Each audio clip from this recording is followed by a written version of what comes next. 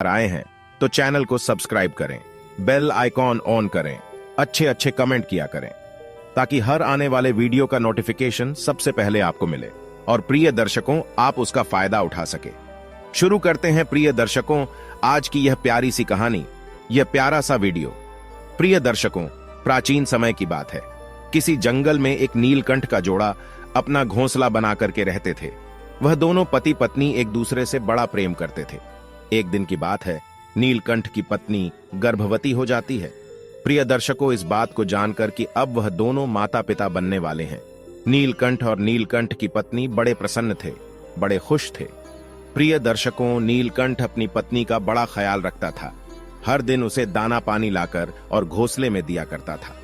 अब धीरे धीरे समय गुजरता है और नीलकंठ की पत्नी का प्रसव काल निकट आ जाता है। अब नीलकंठ की पत्नी बड़ी प्रसन्न थी। वह अपने पति नीलकंठ से कहती है कि पिया जी, हमारी संतान आने वाली है। बहुत ही जल्द मैं अपने बच्चों को जन्म दूंगी। बुढ़ापे में वह हमारी खूब सेवा करेंगे, हमारा सहारा बनेंगे। अब हमें किसी बात की चिंता नहीं है। हमारी संतान हमारी खूब सेवा करेगी। प्रिय दर्शकों, नीलकंठ कहता है कि प्रिय, हमें ऐसा नहीं सोचना चाहिए कि हमारी संतान हमारी सेवा करेगी या हमारा बुढ़ापे का सहारा बनेगी। नीलकंठ की पत्नी कहती हैं कि पियाजी, ऐसा क्यों कह रहे हैं? हर संतान अपने माता पिता की सेवा करती है, फिर हमारी संतान हमारी सेवा क्यों नहीं करेगी? तब नीलकंठ कहता है कि प्रिय, मैं तुम्हें कहानी के माध्यम से बताता हूं कि बुढ़ापे में अपनी औलाद से माता पिता को इन दो चीजों की उम्मीद कभी नहीं करनी चाहिए, और जो भी मनुष्य इन दो बातों को याद कर लेगा वह अपने बुढ़ापे में कभी दुख नहीं भोगेगा। प्रिय दर्शकों, अब नीलकंठ अपनी कहानी प्रारंभ करता है। नीलकंठ कहता है कि प्रिय, किसी नगर में एक व्यक्ति रहता था। उस व्यक्ति के घर में ईश्वर का दिया हुआ सब कुछ था। खूब रुपया, पैसा, धन, दौलत, मान, सम्मान सब कुछ होने के बाद भी वह पति पत्नी दुखी रहते थे। उनके दुख का कारण था कि ईश्वर की कृपा से उसके घर में सब कुछ था, लेकिन कोई संतान नहीं थी। इस बात को लेकर दोनों पति पत्नी अक्सर चिंतित रहते थे। इस तरह दोनों पति पत्नी को एक साथ रहते हुए 15 साल गुजर जाते हैं, लेकिन उनके घर में कोई संतान नहीं होती है। वह व्यक्ति अपनी पत्नी को अच्छे से अच्छे डॉक्टर को दिखाता है। महंगे से महंगे अस्पताल में जाकर वह अपनी पत्नी का इलाज कराता है। पवित्र तीर्थ स्थानों पर जाकर संतान मांगता है। मंदिर में जाकर माथा टेकता है। तब कहीं जाकर शादी के 20 साल बाद उसकी इच्छा पूरी होती है। ईश्वर की कृपा से उस व्यक्ति की पत्नी को एक पुत्र प्राप्त होता है। अस्पताल में बच्चे का जन्म होता है। पुत्र की बात सुनकर वह खुश हो जाता है। बच्चे की साफ सफाई के बाद उस अस्पताल की नर्स जब उनके नन्हे से पुत्र को लेकर उनके पास पहुंचती है तो दोनों पति पत्नी पूछने लगते हैं कि हमारी संतान कैसी है, कोई दिक्कत तो नहीं है। दोनों पति पत्नी की इन बातों को सुनकर नर्स उस व्यक्ति की पत्नी से कहने लगती है कि बहन जी, आपको जो पुत्र हुआ है वह सुंदर है, अच्छा है, लेकिन इसमें एक कमी है। नर्स के मुंह से जब बच्चे की मां यह सुनती है कि कोई कमी है तो वह चिंतित हो जाती है। नर्स कहती है कि बहन, घबराने की कोई बात नहीं है। बहन जी, जो आपको पुत्र हुआ है वह सुंदर है, स्वस्थ है, बस उसमें एक कमी है कि उसकी एक आंख नहीं है। तुम्हारा पुत्र एक आंख से काना है, बस यही कमी है, बाकी सब ठीक है। प्रिय दर्शकों, जब उस मां को यह पता चलता है कि मेरे बेटे की एक आंख नहीं है, मेरा पुत्र एक आंख से काना है, तो वह मां रोने लगती है और अपने पुत्र को सीने से लगा लेती है और कहने लगती है कि कोई बात नहीं, मेरे पुत्र की एक आंख नहीं है तो क्या हुआ, एक आंख तो सही है, जैसा भी है, पर यह तो मेरे दिल का टुकड़ा है। मेरे लिए दुनिया का सबसे सुंदर बच्चा मेरा पुत्र है। प्रिय दर्शकों, मां के लिए सभी संतानें बराबर होती है, चाहे कोई काला कुरूप हो या चाहे कोई गोरा और सुंदर। मां कभी अपने बच्चों का शरीर नहीं देखती, वह उनकी आत्मा से जुड़ी होती है। मां उस बालक को देखकर कहती है, कितना सुंदर है मेरा बच्चा। प्रिय दर्शकों, उस मां की इन बातों को सुनकर नर्स की आंखों में भी पानी आ जाता है। वह नर्स सोचने लगती है, यदि परमात्मा को संतान का सुख देना ही था तो इस पुत्र को दोनों आंखें दे देता, इसमें क्या चला जाता। वह मां कहने लगती है कि कोई बात नहीं, जैसा भी है, आखिर है तो मेरा ही बेटा, पर आज इसकी अगर दोनों आंखें सलामत होती तो और भी अच्छा होता। दोनों आंखों के साथ मेरा पुत्र कितना सुंदर लगता। प्रिय दर्शकों, मां की इन बातों को वह नर्स सुनती है तो वह कहने लगती है, बहन जी, यदि आप चाहती हो कि आपके पुत्र की दोनों आंखें हो तो ऐसा भी हो सकता है। जब माँ यह सुनती है कि उसके बच्चे की दोनों आंखें लग सकती हैं, तो वह कहने लगी, नर्स मैडम, यह कैसे संभव। अब नर्स उन्हें बताते हुए कहती है कि ऐसा हो तो सकता है, उसके लिए आप दोनों माता पिता में से किसी एक को अपनी एक आंख देनी होगी। इससे आपके पुत्र की दोनों आंखें ठीक हो जाएंगी। प्रिय दर्शकों, नर्स की इन बातों को जब वह व्यक्ति सुनता है तो कहने लगता है, कोई बात नहीं नर्स मैडम, हमारे पुत्र की एक आंख तो सही सलामत है। हमारा पुत्र एक आंख से ही दुनिया देख सकता है, दूसरी आंख इसे लगाने की कोई जरूरत नहीं है। हमारा पुत्र जैसा भी है अच्छा है। मैं अपनी आंखें दान नहीं कर सकता क्योंकि मेरा घर मेरी मेहनत मजदूरी से ही चलता है। जब मेरी एक आंख नहीं होगी तो कैसे मैं अपने परिवार को पाल पाऊंगा, कैसे इस बच्चे का खर्च उठा पाऊंगा।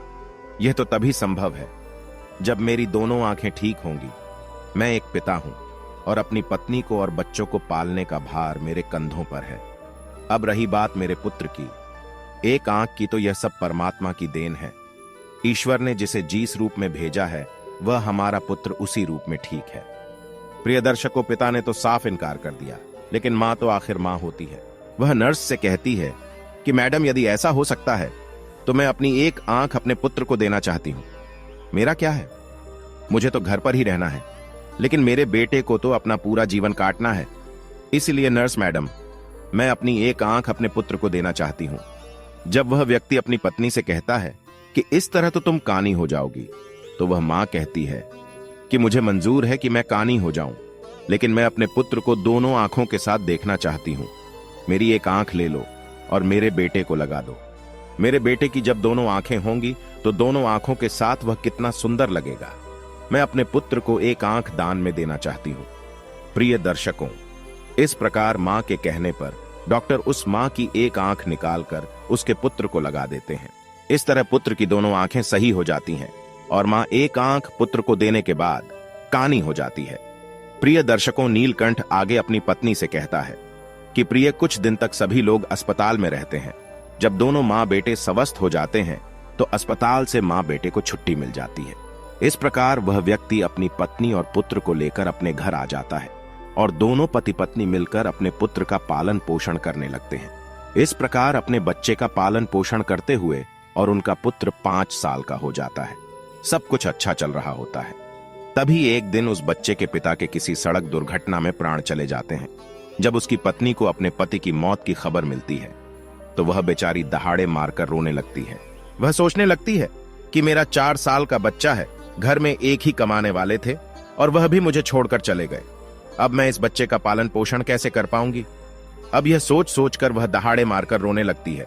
उसका रोना धोना सुनकर आस पड़ोस के लोग आ जाते हैं और उस लाचार मां को समझाने लगते हैं, उसे धीरज रखने को कहते हैं और किसी तरह समझा बुझाकर उस व्यक्ति का अंतिम संस्कार करते हैं। प्रिय दर्शकों, इस प्रकार वह लाचार मां अपने 5 साल के बच्चे के साथ जीवन बिताने लगती हैं। घर में जो जमा पूंजी थी वह सब संतान पाने की चाह में उसके इलाज कराने में पहले ही खर्च हो चुकी थी। पति की मृत्यु के बाद जो भी बचता है वह पति के अंतिम संस्कार में चला जाता है। इस प्रकार वह मां दूसरों के घरों में झाड़ू पोछा करके, दूसरों के घरों में बर्तन मांज करके अपने पुत्र का पालन पोषण करने लगती है।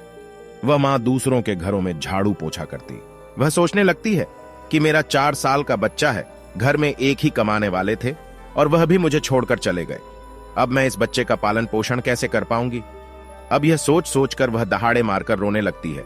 उसका रोना धोना सुनकर आस पड़ोस के लोग आ जाते हैं और उस लाचार मां को समझाने लगते हैं, उसे धीरज रखने को कहते हैं और किसी तरह समझा बुझाकर उस व्यक्ति का अंतिम संस्कार करते हैं।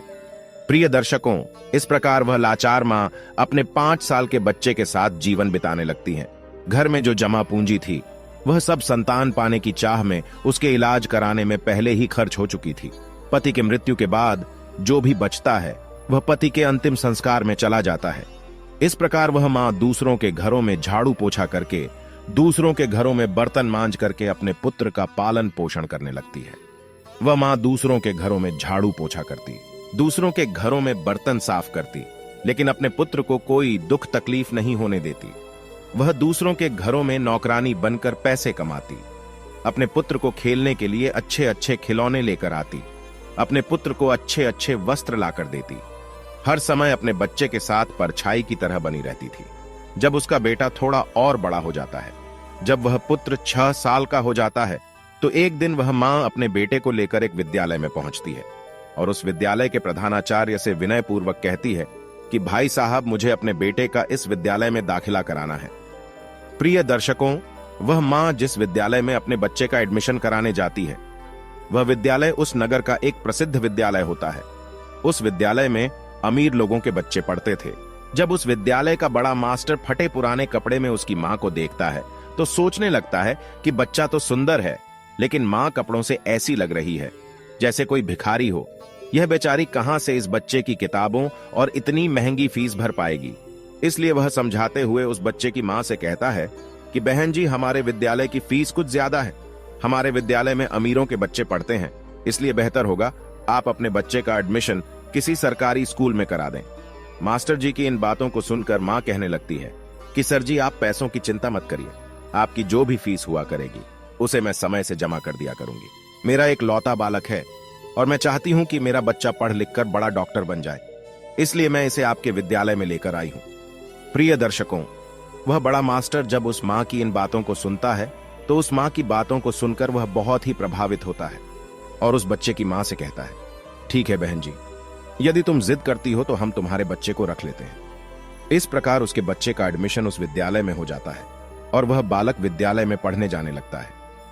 प्रिय दर्शकों, पहले तो वह मां 5 घरों में झाड़ू पोछा करके अपना गुजार कर लेती थी, लेकिन अब अपने पुत्र के एडमिशन के बाद अपने पुत्र की पढ़ाई की खातिर वह 10 घरों में काम करने लगी। वह मां दूसरों के घरों में झाड़ू पोछा करके अपने पुत्र को पढ़ाने लिखाने लगती है। पढ़ते पढ़ते वह पुत्र जब 5वीं कक्षा में आ जाता है, जब उसकी उम्र 10 साल की हो जाती है, तो एक दिन स्कूल के सभी बच्चे मिलकर उस बालक को चिढ़ाने लगते हैं और खेल खेल में कहने लगते हैं कि देखो देखो, एक आंख वाली कानी का बेटा आ गया। इसकी मां एक आंख से कानी है। प्रिय दर्शकों, लड़का जब अपने सहपाठियों की इन बातों को सुनता है तो क्रोध में भर जाता है। उसे बहुत बुरा लगता है। जब विद्यालय की छुट्टी होती है तो छुट्टी के समय हमेशा की तरह उसकी मां उसे लेने आती है। आज भी वह एक आंख से कानी मां अपने बेटे को स्कूल में लेने आई थी। तो वह लड़का अपनी मां से कहता है कि मां, कल से तो मुझे विद्यालय में छोड़ने मत आना और बुलवाने भी मत आना। जब मां पूछती है कि पुत्र, क्या बात हो गई, तुम ऐसा क्यों कह रहे हो, तो लड़का कहने लगता है कि मां, तुम्हारी सूरत ठीक नहीं है, तुम एक आंख से कानी हो। तुम जब मेरे साथ विद्यालय में आती हो तो मेरे साथ के लड़के मेरा मजाक उड़ाते हैं और तुम्हारी वजह से मुझे शर्मिंदा होना पड़ता है। तुम ऐसी हो वैसी हो। इस तरह की वह बातें करते हैं। प्रिय दर्शकों, वह लड़का अपनी मां से दुनिया भर की शिकायतें करता है। जब वह मां अपने पुत्र के मुख से इन बातों को सुनती है तो उसे बहुत दुख होता है, लेकिन अपने पुत्र की इन बातों को सुनकर वह चुप रहती है और अपने पुत्र की बातों को सहन कर लेती है। मां कहती है, कोई बात नहीं पुत्र, तुम चाहते हो तो मैं तुम्हारे साथ कल से विद्यालय नहीं आऊंगी, लेकिन तुम अकेले विद्यालय कैसे आ पाओगे। अपनी मां की इन बातों को सुनकर वह पुत्र कहता है, मां, अब मैं बड़ा हो गया हूं और अब मैं इस काबिल हो चुका हूं कि मैं अकेला विद्यालय आ और जा सकता हूं, इसलिए तुम्हें मेरे साथ विद्यालय आने की कोई जरूरत नहीं है। अपने पुत्र की इन बातों को सुनकर वह मां कहती है, ठीक है पुत्र, आज के बाद मैं तुम्हारे स्कूल में तुम्हारे साथ नहीं आऊंगी, लेकिन बेटा तुम सावधानी से घर पर आना, तुम्हारे पिता के सड़क दुर्घटना की सोच सोच कर मुझे डर लगता है। पुत्र कहता है, मां तुम चिंता मत करो, मुझे कुछ नहीं होगा, मैं अकेला ही आया जाया करूंगा। प्रिय दर्शकों, उस दिन के बाद से वह पुत्र अकेला ही विद्यालय आने जाने लगता है। जैसे जैसे पुत्र बड़ा होता गया वैसे वैसे ही पुत्र के खर्चे भी बढ़ते चले गए। जैसे जैसे पुत्र के खर्चे बढ़ते गए वैसे वैसे उस मां पर काम का बोझ भी बढ़ता चला गया। प्रिय दर्शकों, धीरे धीरे समय गुजरता चला गया और इस प्रकार वह लड़का विद्यालय की पढ़ाई पूरी कर लेता है और उसके पूरी क्लास में सबसे अच्छे नंबर आते हैं। इसके बाद वह आगे की पढ़ाई करने के लिए शहर चला जाता है। प्रिय दर्शकों, जब पुत्र शहर में जाता है तो उधर उसकी मां जो पैसा कमाती थी वह पैसा कम पड़ने लगता है, क्योंकि पहले तो सिर्फ किताबें और फीस का खर्चा था, लेकिन जब बेटा शहर चला जाता है तो उसके और भी खर्चे बढ़ गए थे। मां जो भी पैसा कमाती थी वह कम पड़ने लगता है, लेकिन उस मां ने हार नहीं मानी। पहले जहां 15 घरों में काम करके अपने बेटे का खर्चा पूरा करती थी, वहीं पुत्र के शहर जाने के बाद वह 30 घरों में बर्तन साफ करने लगी और झाड़ू पोछा करती, दिन भर मेहनत करती और मेहनत करते करते रात के 11 बज जाते थे तब जाकर वह बेचारी माँ अपने पुत्र के लिए महीने का 5,000 भेज पाती थी। वह इसलिए इतनी मेहनत करती थी कि एक दिन जब उसका बेटा पढ़ लिख कर बड़ा डॉक्टर बन जाएगा तो मुझे सुख मिलेगा, एक ना एक दिन मुझे भी आराम मिलेगा। आज मेरी मेहनत से मेरा बेटा डॉक्टर बन जाएगा तो मेरे बेटे के साथ रहकर मैं भी सुखी रहूंगी। इसलिए वह माँ खूब मेहनत करती थी और 30 घरों में काम करके अपने पुत्र के लिए पैसा भेजा करती थी। इस प्रकार मेहनत करते करते वह समय से पहले ही बूढ़ी हो जाती है। धूप में उसका गोरा रंग काला पड़ जाता है, लेकिन वह अपने पुत्र के लिए कोई दिक्कत नहीं होने देती है। प्रिय दर्शकों, नीलकंठ आगे अपनी पत्नी से कहता है कि प्रिय, जब ऐसे ही कुछ दिन और बीत जाते हैं तो उस माँ को 30 दिन एक पत्र मिलता है। उसमें लिखा होता है कि माँ, अब मैं शहर में बड़ा डॉक्टर बन चुका हूं, अब तुम्हें मेरे लिए पैसे भेजने की जरूरत नहीं है। प्रिय दर्शकों, जब उस माँ को यह पत्र मिलता है कि मेरा बेटा डॉक्टर बन गया है तो वह बहुत खुश हो जाती है और सोचने लगती है कि पति के जाने के बाद यह मेरा बेटा ही तो मेरा सहारा है और मेरी जैसी इच्छा थी कि बेटा डॉक्टर बन जाए, वह इच्छा भी मेरी पूरी हो गई। प्रिय दर्शकों, उस माँ के बेटे ने यह बात माँ को पत्र में लिखकर बताई थी कि माँ, मैं डॉक्टर बन गया हूं, लेकिन वह बेटा अभी तक गांव में माँ से मिलने नहीं आया। जब उस बूढ़ी माँ को यह पत्र मिलता है तो वह बूढ़ी माँ पूरे गांव में मिठाइयां बांटती है और सारे गांव के लोगों को बड़े गर्व से बताती है कि उसकी मेहनत सफल हो गई, उसका बेटा अब डॉक्टर बन चुका है। इस प्रकार वह माँ अपने पुत्र के गांव आने का इंतजार करने लगती है। वह माँ सोचने लगती है कि मेरे बेटे को शहर गए हुए बहुत समय बीत चुका है, अब वह डॉक्टर बन गया है तो वह मुझसे मिलने के लिए गांव जरूर आएगा। मैं अपने पुत्र की आरती उतारूंगी, उसके पसंद का भोजन बनाऊंगी। प्रिय दर्शकों, अब वह माँ अपने पुत्र के आने की राह देखती है। हर दिन वह इंतजार करती है कि आज मेरा पुत्र आता होगा। किसी की गाड़ी घर के सामने से निकलती तो वह माँ दौड़ करके घर के बाहर जाती। उसे लगता है उसका पुत्र आया होगा। इस तरह इंतजार करते करते उसे कई दिन बीत गए। रात में उस माँ को नींद नहीं आती थी। वह सोचने लगती कि जाने क्या मजबूरी है, मेरा बेटा मुझे लेने क्यों नहीं आया, कब मुझे अपने साथ ले जाएगा। अब वह दिन नहीं आएंगे कि मैं दूसरों के घरों में बर्तन साफ करूं, दूसरों के घरों में झाड़ू पोछा करूं। अब तो मैं आराम से बैठकर अपने बेटे की कमाई खाऊंगी। अब तो मेरे बेटे के घर में नौकर चाकर भी होंगे, गाड़ी बंगला भी होगा। अब मेरे दुख के दिन बीत चुके हैं। इसी तरह वह माँ सारे दिन तरत रहा के सपने देखा करती थी। प्रिय दर्शकों, इस तरह उस माँ को अपने बेटे का इंतजार करते हुए 1 साल बीत जाता है, लेकिन वह बेटा 1 साल में एक दिन भी माँ के पास नहीं आता है। फिर एक दिन उस माँ के पास बेटे का दूसरा पत्र आता है। उस पत्र में लिखा होता है कि माँ, मेरी शादी हो गई है और तुम्हें पता है जिस लड़की के साथ मेरा विवाह हुआ है वह बहुत ही अमीर घर की है। जिस लड़की से मेरा विवाह हुआ है वह एक बहुत बड़े डॉक्टर साहब की बेटी है। मैंने प्रसिद्ध डॉक्टर की बेटी के साथ अपना विवाह किया है। मेरी पत्नी बहुत ही सुंदर है। प्रिय दर्शकों, जब वह माँ उस पत्र में लिखी बातों को पढ़ती है तो उसकी आंखों से आंसू की धारा बहने लगती है। उसे बड़ा ही दुख होता है, क्योंकि माँ तो सोच रही थी कि अब बेटा डॉक्टर बन गया है तो मेरे बेटे के लिए अच्छे अच्छे रिश्ते आएंगे, मैं अपनी पसंद की लड़की के साथ अपने बेटे की शादी करूंगी। लेकिन उस पत्र को पढ़कर उस माँ के सारे अरमान धूल में मिल जाते हैं। वह माँ सोचती है कि हे भगवान, मैंने ऐसे कौन से पाप किए थे, ऐसी मुझसे कौन सी गलती हो गई जो मुझे इतनी बड़ी सजा मिल रही है। हर माता पिता का सपना होता है कि मैं अपने हाथों से अपने बेटे को दुल्हा बनाऊं, अपने हाथों से अपने बेटे को सजाऊं और अपना आशीर्वाद देकर अपने बेटे की शादी करूं। लेकिन मेरे पुत्र ने तो अपनी शादी में मुझे बुलाया तक नहीं, मुझे बताया तक नहीं और विवाह कर लिया।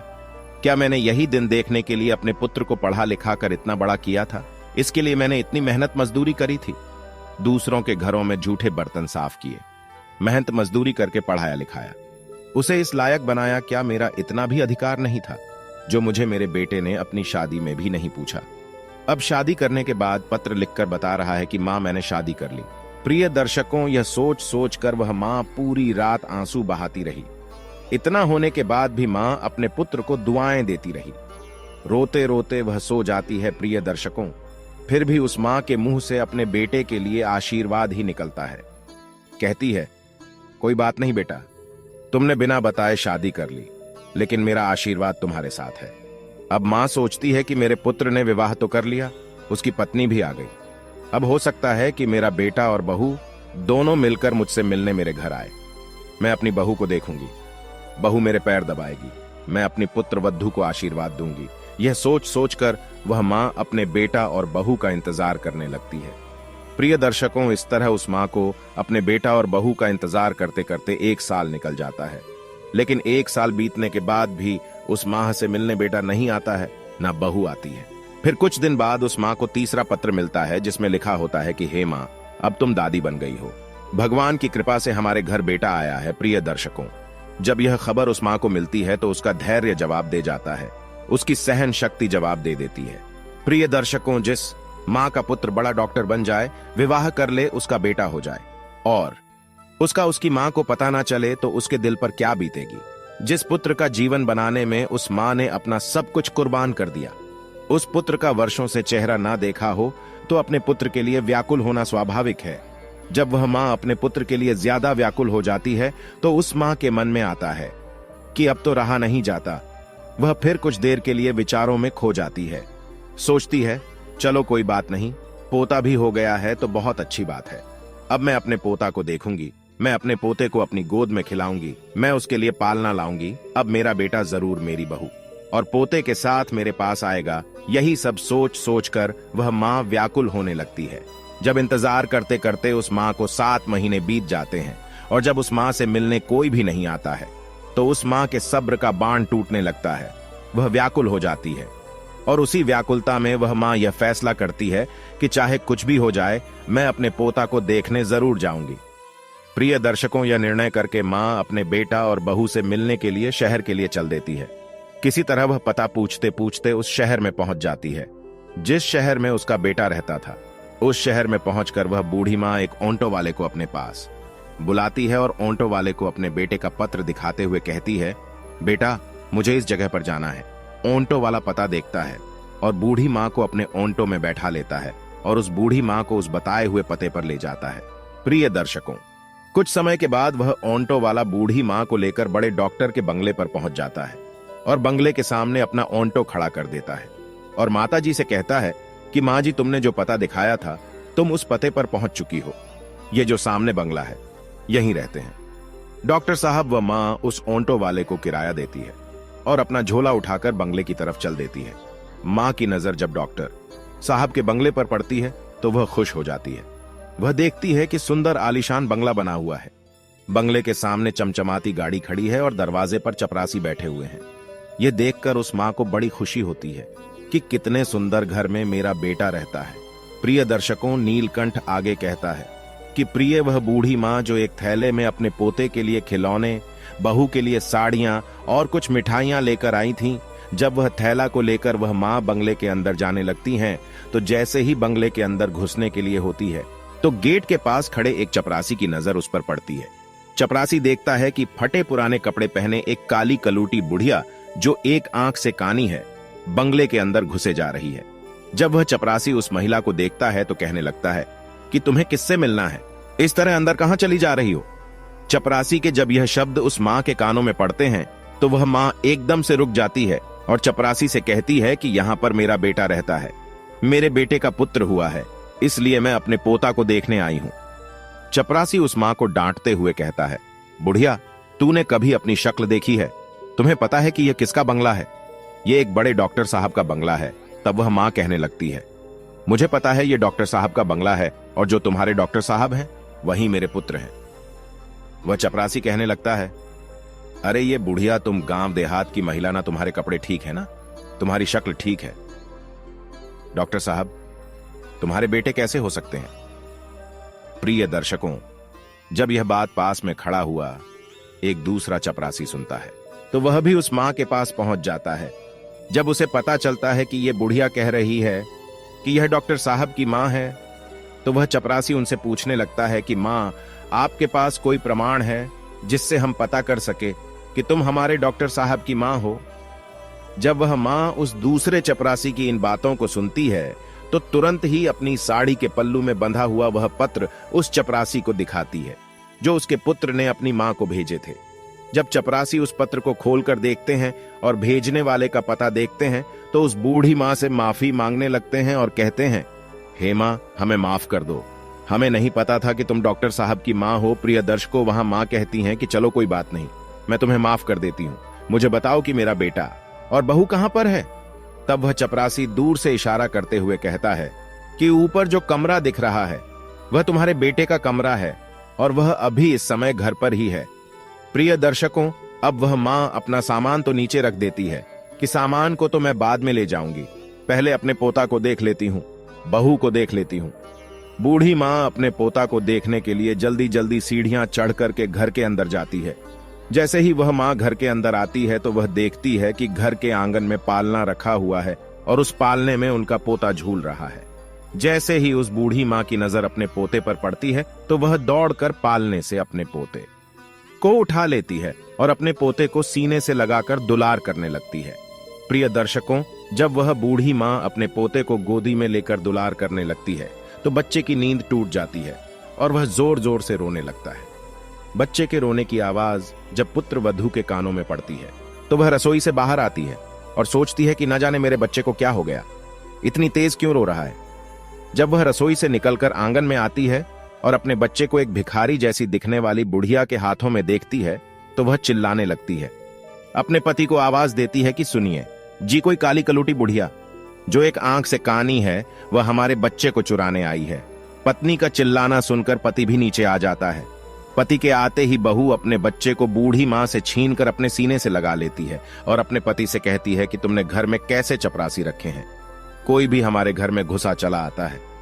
देखो ना, यह भिखारी बुढ़िया हमारे बच्चे को चुराने आ गई। प्रिय दर्शकों, वह बूढ़ी मां कहती है कि बहू मैं चोर नहीं हूं, मैं तो तुम्हारी सास हूं और ये तुम्हारे पास जो खड़ा है वह मेरा बेटा है। तुम्हारी गोदी में जो खेल रहा है वह मेरा पोता है। मैं भला पोते को चुराकर कहां ले जाऊं। जब बहू उन माता जी की इन बातों को सुनती है तो वह अपने पति से कहती है कि यह बुढ़िया क्या कह रही है। क्या सच में यह भिखारी जैसी दिखने वाली आपकी मां है? क्या ऐसे ही गरीब परिवार में आपने जन्म लिया है? मुझे पहले तो कभी आपने बताया नहीं कि आपकी कोई मां भी है। जब बेटा अपनी पत्नी की इन बातों को सुनता है तो कहने लगता है कि यह बुढ़िया झूठ बोल रही है, ये मेरी मां नहीं है, मेरी मां तो अब इस दुनिया में ही नहीं है।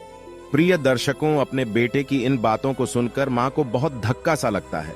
वह मां एकदम से रोने लगती है और कहने लगती है कि बेटा तू कैसी बातें करता है, मैं तो रोज घर के दरवाजे पर बैठकर तेरी राह देखती रहती थी कि मेरा पुत्र आएगा, लेकिन तू तो आया ही नहीं। जब तू नहीं आया तो मैं खुद तुझसे और अपनी बहू से मिलने चली आई। मुझे अपने पोते को देखने की बहुत इच्छा थी, इसलिए मैं तेरे पास आ गई हूं और तू कह रहा है कि मेरी कोई मां नहीं है।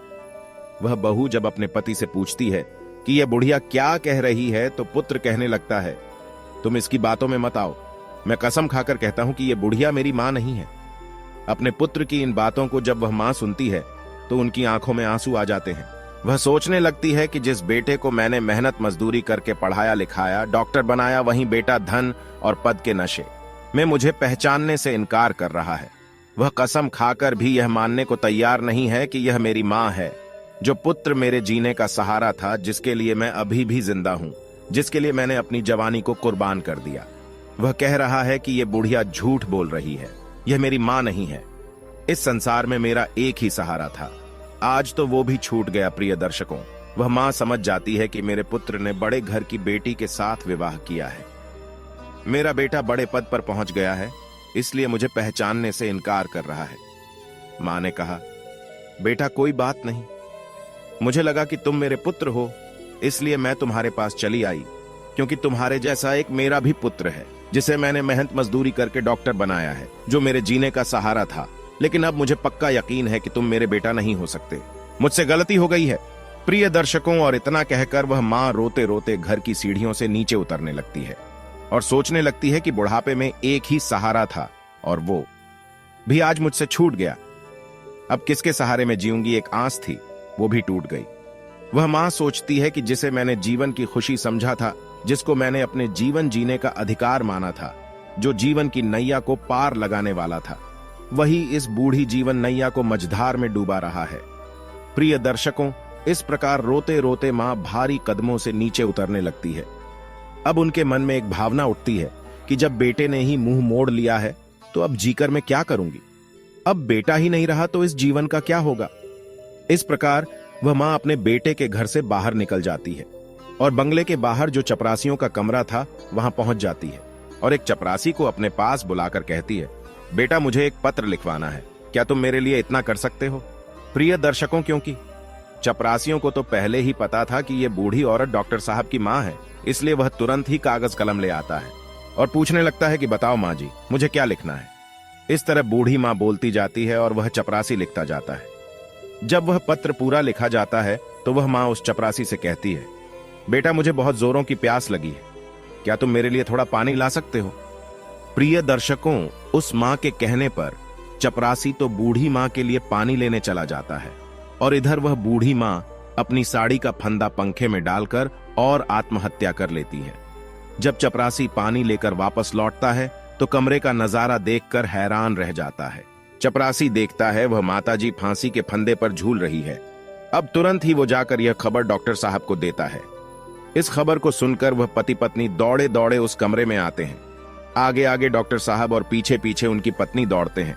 जब वह पुत्र अपनी मां को इस हालत में देखता है तो अपनी मां को देखकर उसके पैरों तले जमीन खिसक जाती है।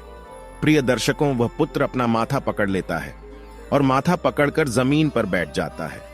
वह सोचने लगता है कि मुझे नहीं पता था कि मेरी बातें मेरी मां को इतनी बुरी लगेंगी। मैं तो अपनी पत्नी को झूठी शान शौकत दिखाने के कारण मां को पहचानने से इनकार कर रहा था, इसलिए कह दिया कि मेरी कोई मां नहीं है। मुझे डर था कि मेरी असलियत जानकर मेरी पत्नी मुझे छोड़ ना दे, इसलिए मैंने यह बोल दिया कि मेरी कोई मां नहीं है। लेकिन तुमने तो मेरे झूठ को सच बना दिया। एक बार पुत्र की मजबूरी के बारे में सोचा होता। प्रिय दर्शकों, तभी डॉक्टर साहब की पत्नी की नजर फांसी पर झूलती हुई उस मां के हाथों पर पड़ती है। जब उस बेटे की पत्नी फांसी पर झूलती हुई मां के हाथों में कागज का टुकड़ा देखती है तो वो उस कागज के टुकड़े को बूढ़ी मां के हाथों से लेकर पढ़ने लगती है। पढ़ते पढ़ते उसकी आंखें भर आती हैं। उस पत्र में लिखा हुआ था कि बेटा, मेरा आशीर्वाद है कि तुम खूब उन्नति करो। मेरा आशीर्वाद तुम्हारे साथ है। मैं जाते जाते तुम्हें कुछ राज बताना चाहती हूँ। बेटा, मैं अच्छी नहीं दिखती हूँ, तो उसके पीछे भी एक कारण तुम ही हो। जब तुम्हारा जन्म हुआ था उस समय तुम्हारी एक आंख नहीं थी। मैंने अपनी एक आंख तुम्हें देकर तुम्हें सुंदर बनाया था, सुंदर रूप दिया और मैं कुरूप हो गई, और उसी कुरूप चेहरे से तुम नफरत करते हो क्योंकि मैं कानी हूं और दूसरा मेरा रंग काला है। यह भी ऐसा नहीं था बेटा।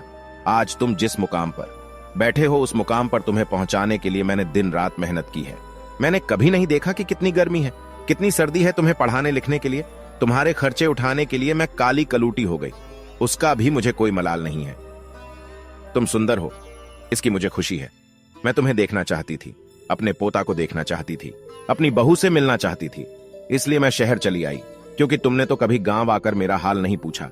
लेकिन जब मैं स्वयं चलकर तुमसे मिलने आई तो तुमने तो मुझे पहचानने से इनकार कर दिया। इसीलिए लगा कि अब दुनिया में मेरा कोई नहीं है, अब जीने का मेरा उद्देश्य खत्म हो गया है। जब कोई रहा नहीं तो मेरे जीने का क्या फायदा। बेटा, जाते जाते ईश्वर से प्रार्थना करती हूं कि तुम सदा खुश रहो, तुम्हारी संतान खुश रहे। प्रिय दर्शकों, जब उस बेटे की पत्नी यह पत्र पढ़कर अपने पति को सुनाती है तो उस बेटे का सर शर्म से नीचे झुक जाता है। उसे अपने आप से घृणा होने लगती है कि जिस मां ने मेरी जिंदगी बनाने में अपना सब कुछ निछावर कर दिया, वही मां आज मेरी चौखट पर मुझसे मिलने आई तो मैंने एक गिलास पानी तक नहीं पूछा। इस प्रकार दोनों पति पत्नी अपनी गलती के लिए उस मरी हुई मां से माफी मांगते हैं। लेकिन अब क्या हो सकता था, वह मां तो उनकी माफी सुनने के लिए वहां मौजूद नहीं थी, उनसे बहुत दूर जा चुकी थी, जहां से कोई नहीं आता। प्रिय दर्शकों, अब डॉक्टर साहब के जीवन में सिर्फ पछताना ही रह गया था। कैसी यह दुनिया है, कुछ लोगों के जीवन में मां नहीं होती तो वह सारे जीवन मां के लिए तरसते हैं, और जिसके जीवन में मां होती है तो उस मां के बच्चे कदर नहीं करते। प्रिय दर्शकों, पत्नी और बच्चे दोबारा मिल सकते हैं पर मां दोबारा नहीं मिल सकती। प्रिय दर्शकों, एक संतान ही माता पिता के जीने का सहारा होती है, बुढ़ापे की लाठी होती है। ऐसे में जब बेटा ही अपने धन के नशे में, अपने पद के नशे में माता पिता को पहचानने से इनकार कर देता है, या अपने माता पिता को भुला देता है, या घमंड में आकर उनका अपमान कर देता है, तो दुनिया में माता पिता को सबसे बड़ा दुख ऐसे ही बेटों से होता है। माता पिता अपनी संतानों का भविष्य बनाने के लिए, उन्हें सफल बनाने के लिए अपना पूरा जीवन लगा देते हैं, और जब वही संतान धन और पद के नशे में अपने माँ बाप का अपमान करते हैं तो उन्हें बहुत ही पीड़ा होती है। प्रिय दर्शकों, नीलकंठ आगे कहता है कि प्रिय, यदि आपके माँ बाप है तो उनका आदर करना चाहिए, क्योंकि मनुष्य की सफलता में माँ बाप का ही योगदान है। कुछ मूर्ख बच्चे पूछते हैं कि माँ तुमने हमारे लिए क्या किया है। अरे मूर्ख बच्चे, जो कुछ किया है माता पिता ने ही तो किया है। तुमको बनाया, तुमको पढ़ाया लिखाया, तुम्हें पालने में दुख उठाया। माता पिता को भूलकर तुम तो अपने आप को भूल गए हो। बच्चा यह भूल जाता है कि माँ बाप के अतिरिक्त दुनिया में दूसरा उसका कोई भला चाहने वाला नहीं है। माता पिता मर के भी तुम्हारा भला ही चाहेंगे। ऐसा हितैषी तुम्हें कहां मिलेगा? और सब लोग जो तुम्हारे अपने होने का दावा कर रहे हैं, वह सिर्फ एक निश्चित समय तक और एक मतलब तक ही तुम्हारा भला चाहते हैं। लेकिन माता पिता बिना स्वार्थ के जीवन भर तुम्हारा हित चाहते हैं। प्रिय दर्शकों, नीलकंठ आगे कहता है कि प्रिय, एक पुत्र को जन्म देने में एक स्त्री अपनी सुंदरता को खो देती है, लेकिन वही पुत्र जब जवान होता है, जब उसकी शादी हो जाती है, तो वही पुत्र अपनी पत्नी की सुंदरता में अपने माता पिता को खो देता है।